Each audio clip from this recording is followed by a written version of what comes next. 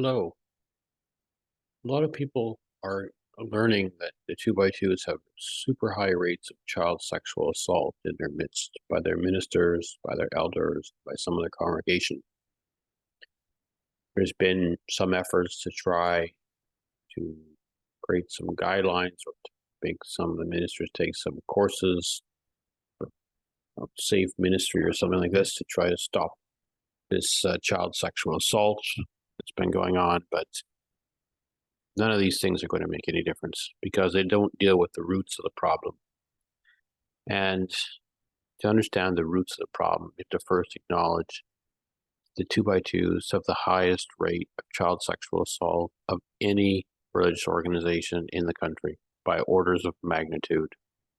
It's estimated that it's at least 5 times higher than the Catholic Church, perhaps even upwards of 50 times higher. Really, how you calculate it. So, for example, in the two by twos, there's about 600 known perpetrators that have been disclosed in the last 6 months and 3,000 victims. This investigation's only gone on for 6 months. In 5 years from now, we can kind of get a much more comprehensive picture of this. But even with those numbers, we can compare them. So it's about 40% of those numbers were two by two ministers, and almost all of those two by two ministers were men. And only 40% of the total two by two ministers are male, like of the total population of two by two ministers. So actually, two by two male ministers are doing a huge amount of the child sexual assault, and they're a very small number of population to begin with. So the percentage of male two by two ministers who are involved in child sexual assault is super high. That's the issue. Whereas with Catholic priests, it might be 1% of Catholic priests have done child sexual assault. Right? That's why we're saying it's upwards of 25, 50 times higher. It's really sad. So why is this going on? Well, because first of all, the child sexual assault that went on in the Catholic Church is a totally different kind than what's going on with the two by twos. In the two by twos, the child sexual assault is male minister on a female, usually post-pubescent girl. Okay, covering it. That's the general case. There are homosexual cases and whatever other things, but that's the general case. In the case of the Catholic Church, the vast majority of the cases were in boarding schools. So you had like a same-sex boarding school, so like an all-boys boarding school, and you had homosexual priests engaging in sex with these boys. And that's kind of takes the bulk of the cases in the Roman Catholic Church. So they're very different. If you didn't send your kid to a Catholic boarding school, then the probability of your child being sexually assaulted by Catholic priests is pretty low. My point is, you have to actually put your kid in a super dangerous situation for them to get sexually assaulted if you're a Catholic. In a two by two's case, you're not doing anything out of the ordinary, and your kid's getting sexually assaulted. So why is that? The issue is, first of all, two by two ministers are supposed to be chaste or celibate or chaste. They're not. They are having sex. They're having sex with other two by two ministers, and they're having sex with adult congregants. And they primarily because when they enter the ministry, there's no sort of controls. There's no seminary they have to attend where they have a 7-year discernment period where you can find out if this person is going to be a good fit for this job or not. Nothing. They say they want to be a two by two minister. Well, then tomorrow you're a two by two minister. You have no training involved. There's no psychological exams. Like I said, there's no seminary, so they can't even watch you for 7 years to see what you're going to be like. And there's no training in terms of how to deal with sexual urges. They don't train you how to be chaste because, obviously chaste is an abnormal situation for human beings. So if you're going to do that, you have to know how to do it. It requires training, it requires knowing how to stay away from certain temptations, knows how to release your sexual energy in other directions. Doesn't happen naturally.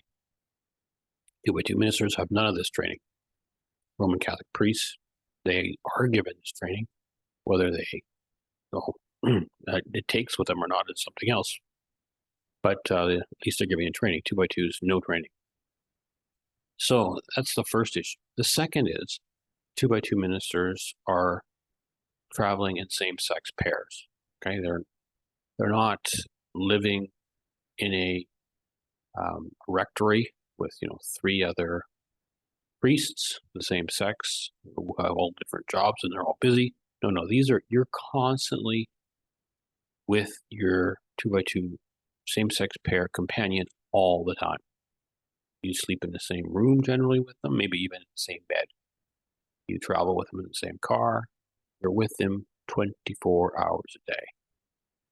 So if they are homosexual and you have some homosexual tendencies, things will happen, right? That happens a lot. The other issue is that you're staying in the homes of the laity. Well, who's in the laity? Well, there's families. Most of them are families, and they have, teenage children. And unfortunately, the laity, they believe that 2x2 ministers are effectively like angels, that they can do no wrong, and it's assumed that the most highest calling in one's life is to be a 2x2 minister. So if one of these 2x2 ministers stays in your house, you've already indoctrinated your children to think this is basically God's people in your house, God's angels, and your children are super easy to be manipulated by them because your children are super trusting of them. The issue with child sexual assault is that it doesn't happen. The perpetrators are generally not strangers. They're usually family members. Well, in this case, you're taking 2x2 ministers and turning them into family members by making them as a high trust person, telling your children you can trust them. And that's what happens. So they get taken advantage of. There are other 2x2 child sexual predators, and they're usually elders in a 2x2 structure. And same thing. These 2x2 families, they basically treat all other 2x2s as part of their extended family. I mean, it's a cult, and that's what happens in cults. It's super high trust, and the children think they can trust every adult, and of course they can't, and they get manipulated. So the parents are very much at fault for the child's victimization. It's clear. Now, there's another issue. It's a structural issue. So the 2x2s, their church is not there's no legal entity. Okay, so let's say that your child got sexually assaulted by a 2x2 minister. Well, you could sue the minister. You could file charges. It's hard to get criminal charges to stick because there's the evidence is kind of like a he said she said generally. But anyways, if you can do a civil lawsuit against this minister, well, you could win perhaps, but the minister has no assets. They don't own a home. They don't own a car. They only have is the clothes on their back in your suitcase. So good luck. You won't even get your legal fees back. Well, okay. You say, well, why don't you sue the 2x2 church? Well, there is no legal church, no legal entity. There's nothing, no legal entity to sue. Okay? Yeah, there's an organization, but it's not an entity. There's nothing. You can't serve it with papers, just legal papers to sue it. And even if you could, where's the money? If you win the lawsuit against them, where's the money that you're going to, win the lawsuit? You can't enforce it because no one knows the money is. The money's all hidden. It's all hidden with 2x2 royalty. No one knows where the accounts or where the money is. So this is a perfect setup for these sexual predators because there's no incentive by the 2x2 leadership to try to stop child sexual assault, because generally when you have, if you're running a normal church and you get sued, your church gets sued, it puts you into financial distress. So you're kind of proactive to make sure you don't get into these situations by weeding out your people who are sexual predators, trying to screen them before you even get in there. Well, if you don't have the potential threat of financial distress from getting sued for child sexual predators in your midst, then you have no reason to try to weed them out. So the incentives created by this really bizarre structure or lack of structure is what's allowed this thing to metastasize it so much. A further issue is the leadership of the 2x2s. They actually use the knowledge of the child sexual assault as blackmail. So if they have a worker who's done this, they move him to another zone. They don't get rid of him. They then use that to control him. So if he gets uppity or doesn't take orders, well, they can disclose his child sexual assault, and then he's in big trouble. So he will always be compliant. So it works on blackmail. Now you may say, how is it possible that there must be some lawsuits against these 2x2s that have been successful? Well, there was a case against a 2x2 minister, I believe it was in Michigan, and he was an overseer, I believe, and he had a 2x2 minister who was sexually assaulted a child, and was under that state's law, he was required to report it to the authorities, and he didn't. So he was charged by the prosecutor, and when he went to court, his legal defense was that he was not a minister and he did not belong to a church, because he did not belong to a legal church. He was no institution, and he was therefore not a legal minister. That was his defense. Now, the judge made a determination that he was, in fact, a minister based on the testimony of a witness. But it was a small case, and it was only a misdemeanor he was charged with. So you'd imagine in a felony crime or in a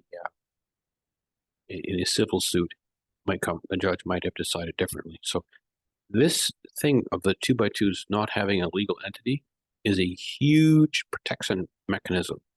Protect them from the legal consequences of their crimes, child sexual assault crimes. There are some other contributing factors also, and that is that the younger ministers, they are, let's say, they're put in compromising situations, right? So they send them. I mean, it's sort of ridiculous to send 21-year-old, 25-year-old single males into the homes of congregants who have 16, 18-year-old daughters, right? These are men who have no idea how to control their sexual urges. But this is the sort of thing that the leadership does, because they know that these families with these girls, they're attracted to these young men. And these men are charismatic, and it creates a sense of say attraction to the ministry. Whereas if you put in a 75-year-old man in there, they don't. There's no interest in him in terms of listening to him, even having him around. Right? So these young guys are, they're like, you could think of it like boy bands, right? So this is the danger. Well, a boy band, they also have other things they want to do, right? So this is a danger. There's other issues too with, it's not only the child sexual assault, there's actually sexual intercourse going on between 2x2 ministers and congregants, adult congregants. Usually it's a male minister with a congregant's wife, or a female minister with a congregant's husband. This happens quite frequently, and again for similar reasons. There's just no training in chastity, and these ministers have enormous power dynamic or power imbalance with the congregants because of them being believed to be essentially angels. And the little flirtations can move quite quickly. There's also situations, they have these conventions they have for 4 days of the year, so multiple conventions, multiple locations. But they have to prepare the convention grounds, and there's what's called preps, and they have workers on those grounds during those preps times, getting them preparing. And this is a huge opportunity for these workers to engage in sex with each other. Just a hotbed of it. So it's a real hotbed of sexual infidelity or indiscretion or crime. Just this group. And there's so many children who've been sexually assaulted or then damaged, right? And also some of them actually repeat the crime, right? As an adult, they want to share their whatever that was happened to them as a child with, someone who's younger than them. It's kind of like thinking sometimes with some of these victims. It's an awful situation. They were basically 2x2s have somewhat institutionalized this child sexual assault, and that's why the numbers, like I said, are astronomical, the highest of any religious group in the country. Is there any hope to reverse this, or any of these things that these 2x2s are currently looking at could fix it? No, of course not, because the 2x2s, their governance structure is zero. There is no accountability at the top. There's no disclosure of any finances. There's no board of directors over top the overseers. There's no a redress process. So if you have a problem with your superior, you can't. There's no appeals process to another outside entity or board or something. Nothing. Whatever the commands are from the overseers must be obeyed, right down to the very bottom. And for this, there's no accountability. The roles of the overseers are not. There's no constitution, right, in this organization. So the roles of the overseers are not delineated. Basically, they are a full-blown despot in the sense that there's no boundaries on what their roles are. They can, they have the ability to decide everything about their life. That's a cult, right? Or in political terms, we call that a despotism. It's very sad, and there's no hope to change this, because if you try to input the correct governance structure, like most other churches have, that would immediately turn this 2x2 into a legitimate church. It would have a legal structure, right? But that's one of the big selling points of the 2x2s to their congregants, is that they are not a normal church, right? That Jesus didn't found a church, that Jesus is a way, and so they are just a way, and it's all informal, da da da da da. Well, you can see how that's turned out.